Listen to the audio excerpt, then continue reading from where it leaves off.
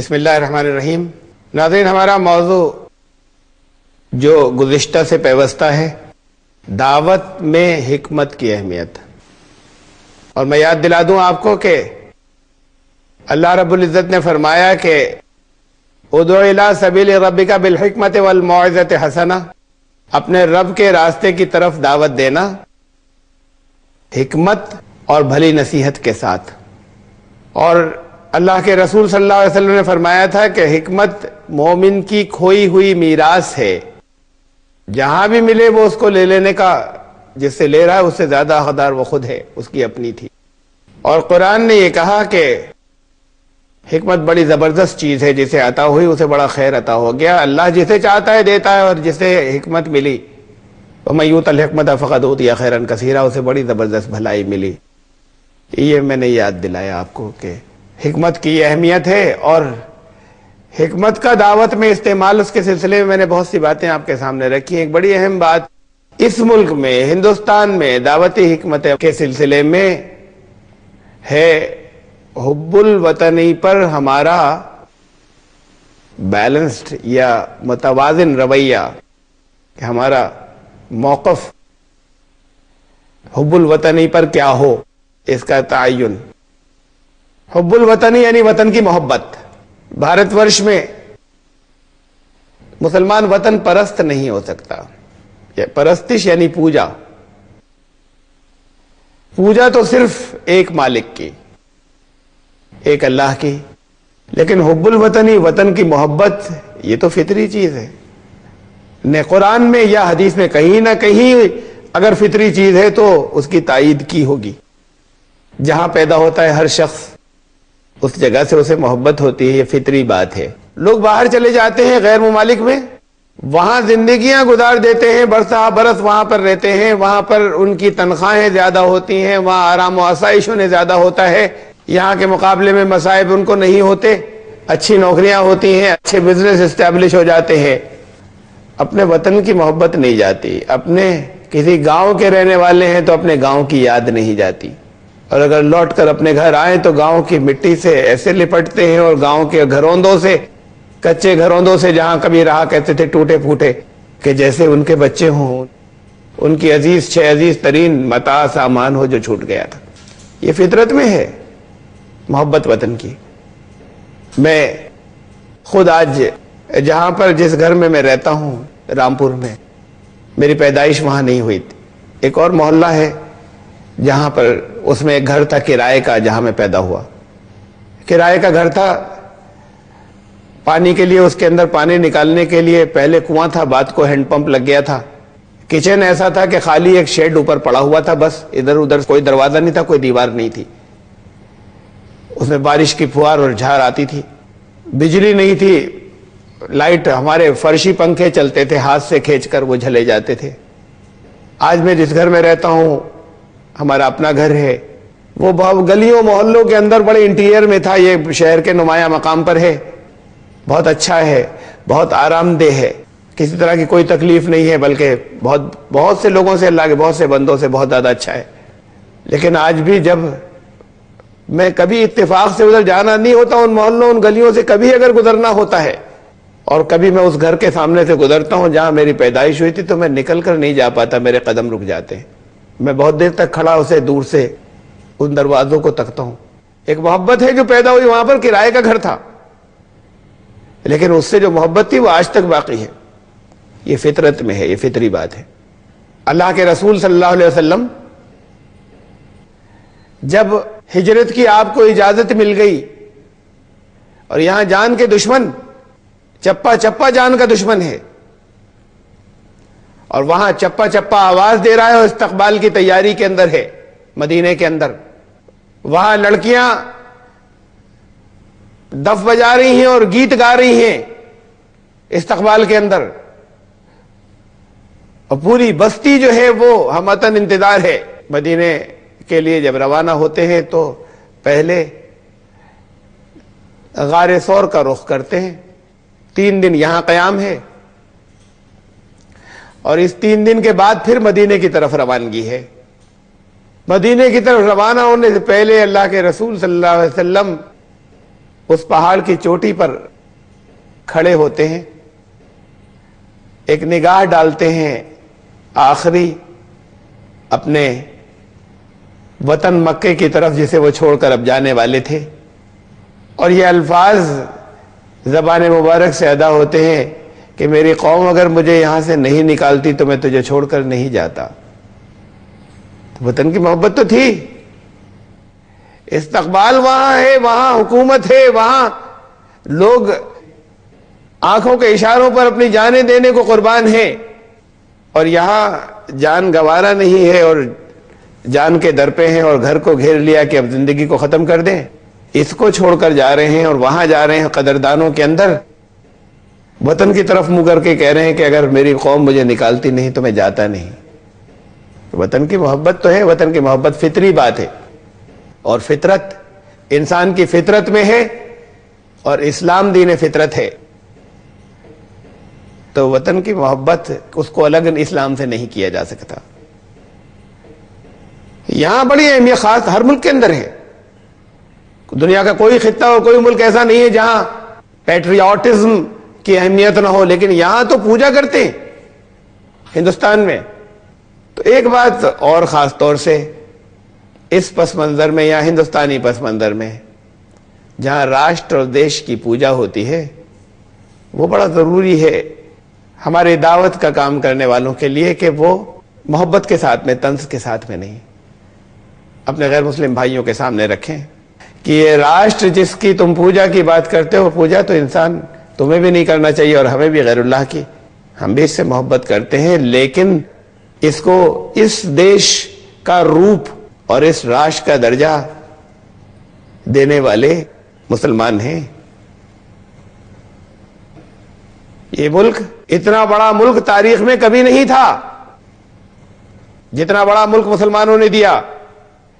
معلوم تاریخ میں، نون تاریخ کے اندر، نون ہسٹری کے اندر خرافاتوں اور دیومالاؤں کی بات الگ ہوگی، لیکن اگر بہت بڑا ٹکڑا تھا اور بہت بڑا حصہ تھا، تو جیسے بہار اسٹیٹ ہے، ویشالی اس کا نام تھا، بھئی یہ چھوٹے چھوٹے سے ٹکڑے تھے، تھوڑے چھوٹے چھوٹی سی ریاستیں تھیں جو جگہ جگہ بکھری ہوئی تھیں، یہ سب مل کر ایک ملک کہلائے، ایسا کبھی تاریخ میں تھا ہی نہیں۔ یہاں اس کو ایک ملک انہوں نے بنایا جنہیں یہ آپس میں نفرتیں بڑھ گئیں، غلط فہمیاں آپس میں پیدا ہو گئیں، جنہیں یہ آکرمن کاری کہنے لگے، حملہ آور کہنے لگے، جنہیں حملہ آور کہتے ہیں۔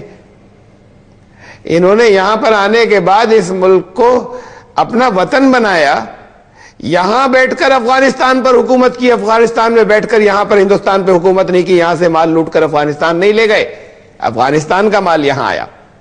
لیکن برٹشرز نے بھی یہاں پر حکومت کی، لیکن برٹشرز یہاں کا مال، یہاں ان کا کنٹریبیوشن بھی ہے اس ملک کے لیے، ان کا بھی ہے، جو بات حق کہنا چاہیے۔ انہوں نے تو یہاں کی دولت برطانیہ پہنچائی، مسلمان جو اس ملک میں آئے انہوں نے اسی کو اپنا وطن بنایا، کسی اور جگہ دولت نہیں پہنچائی، کسی اور جگہ ان کی کوئن نہیں بیٹھی ہوئی تھی یا مہاراجا نہیں بیٹھے تھے کہ یہاں کی دولت وہ وہاں پر ٹرانسفر کر رہے ہوں۔ اور انہوں نے یہاں پر یہ جو چھوٹے چھوٹے سے ٹکڑے تھے، راجوں اور رجواڑوں کے، چھوٹی چھوٹی سی جو ریاستیں تھیں، ان سب کو اکٹھا کرنے کے بعد، ہاں لڑائیاں تو ہوئیں اور فتح تو کیا، لیکن اس کے بعد وہ پھر پورا ایک ملک جو بنا، جسے آج دیش کہتے ہیں، جسے آج راشٹر کہتے ہیں، یہ مسلمانوں کی دین ہے۔ اس سے پہلے کبھی یہ دیش نہیں تھا، کبھی ایک پورا راشٹر نہیں تھا ہسٹری میں، تاریخ میں۔ اور جتنا بڑا دیش انہوں نے دیا تھا اور جتنا بڑا راشٹر انہوں نے دیا تھا، اتنا بڑا دیش اور اتنا بڑا راشٹر آج نہیں ہے۔ ان کو اگر واپس بھی جوڑ دیجئے تو اس سے بھی بڑا دیش دے کر گئے تھے وہ تو، جس کی سرحدیں برما سے لے کر افغانستان تک تھی، برما بھی شامل تھا، اس میں افغانستان بھی شامل تھا۔ یہ اتنا بڑا دیش دیا تھا، بات کو پھر اس کا وبھاجن ہوا اور ٹکڑے ہو گئے اور دوسروں نے کیے۔ تو مسلمانوں نے ٹکڑے نہیں دیے تھے، ٹکڑوں کو جوڑ کر دیش دیا تھا۔ برٹشرز نے اس کے بعد کو ٹکڑے کیے، اور جو مسلمانوں کے پیسے پہلے آنے والے تھے انہوں نے کبھی اس کو ایک بنایا نہیں۔ تو جنہیں راشٹر سے محبت ہے، جنہیں دیش سے محبت ہے، ان کے سامنے اس پہلو کو محبت سے رکھا جانا چاہیے، یہ ضروری ہے۔ اب میں پھر دوبارہ اس طرف وطن کی محبت کی طرف آتا ہوں، حب الوطنی۔ میں نے ابھی بتایا، کہا تھا کہ یہ نیچر میں ہے، یہ اسلام کے مطابق ہے۔ ایک اصول ہے اسلام کا کہ اپنے جو تمہارے قریب ترین قرابت دار ان کا حق زیادہ ہے دور والوں کے مقابلے میں. وہ پڑوسی چاہے خون کے ہوں، خون کے اعتبار سے اقربا ہو، رشتہ دار، اور وہ چاہے ڈسٹنس اور فاصلے کے اعتبار سے قریبی ہوں پڑوسی. میرے لیے دنیا کی تمام عورتیں، اور میرے لیے نہیں، سب کے لیے ہونا چاہیے، دنیا کی تمام جتنی بھی لیڈیز ہیں ان سب کے رائٹس برابر، حقوق یکساں. ہمارا قانون کہتا ہے، وہ قانون کی نظر میں سب برابر، ہم سب کے نزدیک بھی برابر. لیکن میری ذات کے لیے، میرے پرسنلی، میرے لیے میری ماں کا جو درجہ ہے، میری ماں کے جو مجھ پر رائٹس ہیں، ان کے جو مجھ پر ادھیکار ہیں اور حق ہیں، وہ دنیا میں کسی اور لیڈی، کسی اور عورت، کسی اور مہیلا کے نہیں ہیں. قانون کی نظر میں سارے پروش برابر. لیکن میرے لیے، میری ذات کے لیے، میرے باپ کے جو مجھ پر حق ہے، جو میرے باپ کے، میرے پتا کے جو مجھ پر ادھیکار ہیں، وہ دنیا میں کسی اور پروش اور کسی اور مرد کے نہیں ہیں. اور پھر اسلام یہ اصول دیتا ہے کہ جتنا تمہارا قریبی اور خون کے اعتبار سے جتنے تمہارے عزیز اور رشتہ دار ہیں، ان کے حق ان کے مقابلے میں زیادہ ہیں جو دور کے عزیز ہیں اور دور کے رشتہ دار ہیں. تو جتنا خون کی قربت زیادہ ہے اتنا حق زیادہ ہے، اور جتنا دور ہوتے چلے جاتے ہیں، رشتے دور ہوتے چلے جاتے ہیں، اتنا حق کم ہوتا چلا جاتا ہے. یہ تو خون کی قرابت داری تھی. یہی جغرافیکل پڑوس کے لیے بھی ہے یہی بات، جغرافیکل نیبرہڈ کے لیے بھی یہی بات ہے. پڑوسی کا اتنے زیادہ اس کے ساتھ میں حسن سلوک کی تاکید کی اسلام نے، نبی کریم صلی اللہ علیہ وسلم نے اتنے زیادہ حقوق اور اتنے زیادہ رائٹس بتائے. رسول اللہ صلی اللہ علیہ وسلم فرماتے ہیں کہ مجھے یہ گمان ہونے لگا، حضرت جبریل جو احکامات لاتے تھے، کہ کہیں اب شاید بس اس کی کثر رہ گئی، شاید یہ بھی آنے والا ہو کہ وراثت میں، انہیریٹنس کے اندر بھی پڑوسی کو حصہ اور رائٹس دے دیے جائیں. اتنی زیادہ تاکیدات نبی کریم صلی اللہ علیہ وسلم فرماتے ہیں کہ پڑوسی کے حقوق کی حضرت جبریل کی معرفت آتی تھی. پڑوسی اگر بھوکا ہو، اس کے ہاں چولہا نہ جلے، تو چاہے آپ زکوٰۃ دے چکے ہو اپنے مال میں سے، ایمان کامل نہیں ہے اگر آپ نے پیٹ بھر کے کھانا کھایا. زکوٰۃ دے چکے، پھر روٹی حرام ہے، اور پھر آپ کی آمدنی جو ہے وہ ناجائز ہے، اور پھر وہ کھانا حرام ہے جو کھا لیا پیٹ بھر کر، اگر پڑوسی کے گھر چولہا نہیں جلا تھا، وہ بھوکا اگر رہ گیا. میرے لیے قانون کی نظر میں سارے انسان برابر، میرے شہر کے، میرے ملک کے. میری ذات کے لیے میرے پڑوسیوں کے مجھ پر جو حقوق ہیں، جو ادھیکار ہیں، وہ میرے اپنے شہر کے دوسرے لوگوں کے نہیں ہیں. پڑوسی کا حق زیادہ ہے، اسلام نے کہا ہے. قانون کی نظر میں سب برابر. اب اسی اصول کو قرابت داری کے، نیبرہڈ کے، بلڈ نیبرہڈ، جغرافیکل نیبرہڈ، ان دونوں کو، اسی قرابت داری کے قریب کے اصول کو اور آپ ایکسپینڈ کر دیجئے، آگے پھیلا دیجئے. یہ اصول کا نفاذ ہے، امپلیمنٹیشن ہے. اسی طرح اصول کو ایکسپینڈ کریے. اسلام یہ اصول دیتا ہے کہ جتنا قریب اتنا حق زیادہ. میرے اوپر میرے پڑوسی کے جو حقوق ہیں اتنے حق میرے اپنے شہر کے دوسرے لوگوں کے نہیں ہیں. اس اصول کو ہم اگر ایکسپینڈ کریں تو میرے شہر کے لوگوں کے جو میرے اوپر حق ہیں وہ دوسرے شہروں کے لوگوں کے نہیں ہیں. میری ذات کے لیے اور میری اپنی ذات کے لیے، میری اسٹیٹ کے، میرے صوبے کے جو میرے اوپر حق ہیں وہ دوسرے صوبوں کے اتنے نہیں ہیں. اور میری اپنی ذات کے لیے، میرے ملک کے، میرے دیش کے جو میرے اوپر حقوق ہیں وہ دوسرے دیشوں کے نہیں ہیں. یہ سیدھے سیدھے سے اسلامی اصولوں کا ایکسٹینشن ہے. یہاں اس ملک میں بڑا سینسیٹیو ہو گیا ہے یہ موضوع مسلمانوں کے کنٹیکسٹ میں، حب الوطنی کا، دیش پریم. میں نے پوجا تو حلق کر دی بات، میں دیش پریم کی بات کر رہا ہوں. یہ تاثر ایک بہت بڑے حصے کے ذہن میں قائم کر دیا گیا ہے. مسلمان میں دیش پریم نہیں ہے، مسلمان غدار ہے اس ملک کا. یہ بہت بڑے حصے کے ذہن کے اندر ٹھونس دیا گیا ہے. ایک عجیب، اسے ٹریجڈی کہیں یا ہنسنے کی بات کہیں، ایک عجیب سچویشن ہے. اسلام وبھاجن نہیں کرتا، اسلام کے نام پر ہوا تھا، اور نتیجہ یہ ہے کہ آج تک اسلام اس ملک کا قانون نہیں بنا جو اسلام کے نام پر ٹوٹا تھا.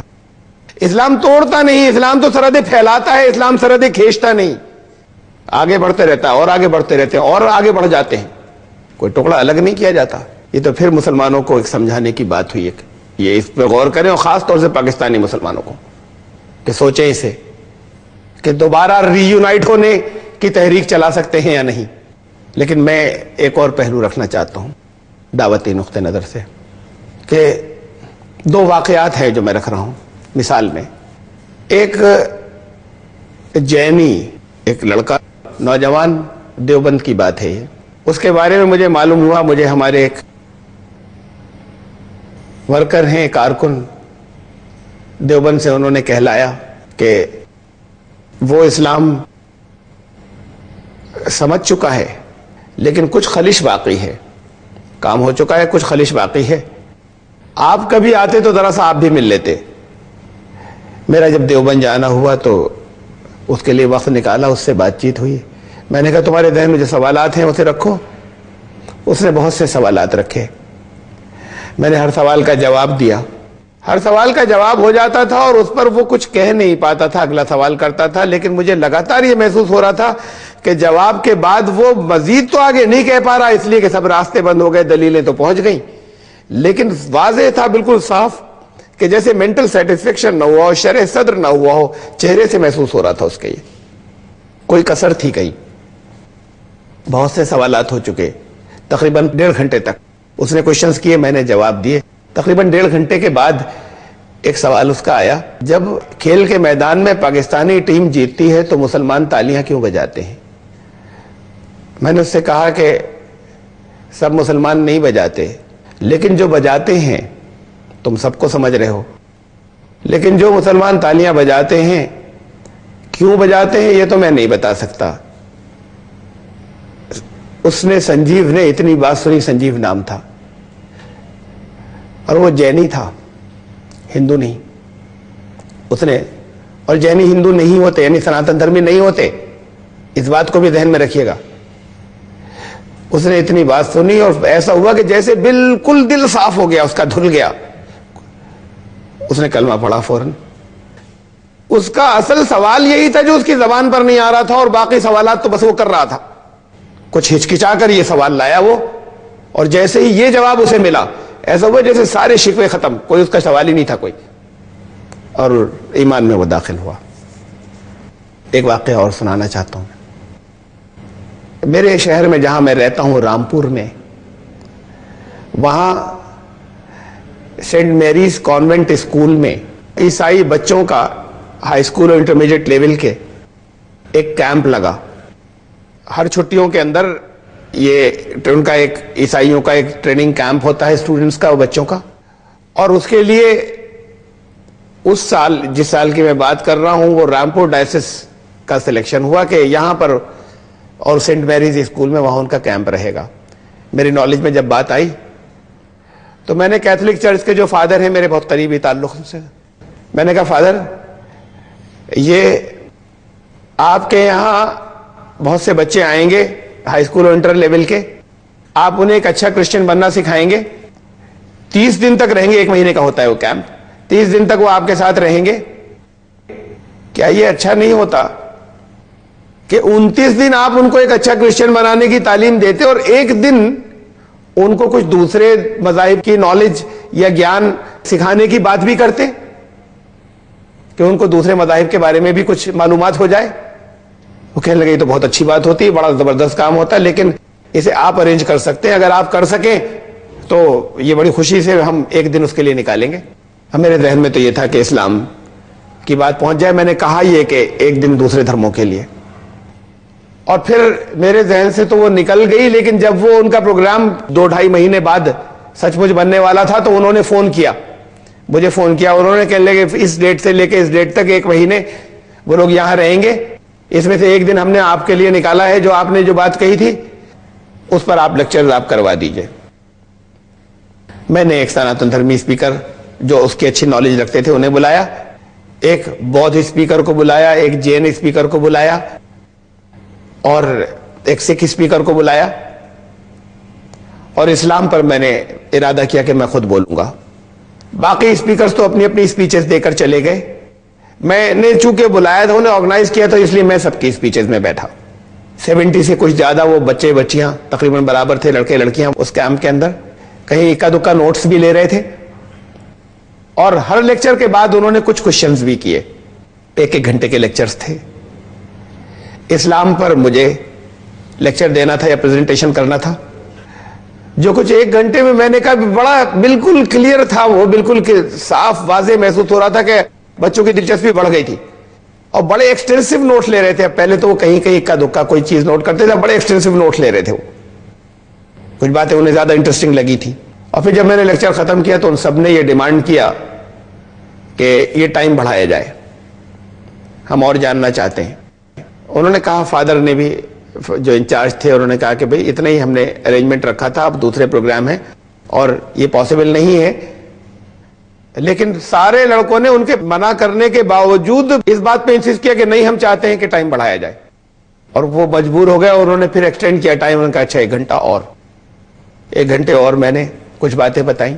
اس کے بعد پھر کوسچن آنسر سیشن شروع ہوا، بڑا ایکسٹینسو، چاروں طرف سے سوال آ رہے تھے.